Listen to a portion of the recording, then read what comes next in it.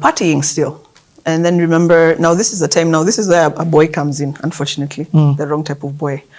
So I found myself in a relationship, and I'll never forget, it was a night we were partying, and I needed to be in the office the next day at 5 a.m. I'm in the club at 4 a.m. Yeah. In my stupor, I made the terrible mistake of leaving the club without letting anybody know. And I take the car, and I'm involved in an accident. No one was hurt. Everything is fine. I just remember calling in a panic saying, I think I got stuck in a rock. I can't remember. It wasn't a grisly accident. Yeah. But it was enough for me to miss the Saturday and for pharmacists to say, you can't come back. I was let go immediately, and I deserved it. I can't remember, because I remember before that I had been given a warning letter. And I think it was around the same thing. Actually, you're right. I think I had absconded once more, because I remember I was given a warning letter. And not just any warning letter, a final. My first warning letter ever was a final warning letter. What did you learn from that?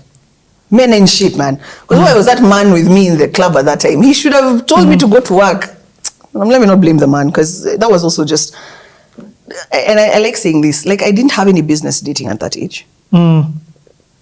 This man should not have had any influence in my life. He had never been employed. He had no work, nothing. So for me to put him on such a pedestal that I lost my job because I'm clubbing.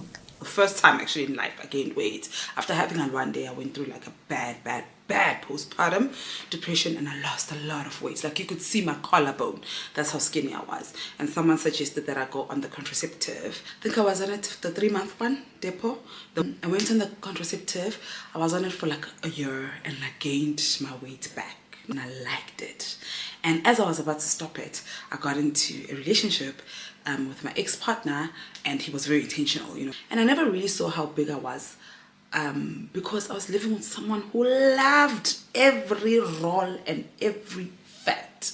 And I think because, you know, I was with someone who, the bigger I got, the more attracted he was to me. So I don't really see it until one day, obviously, I saw it, because a couple of my friends were just like, I get like girl.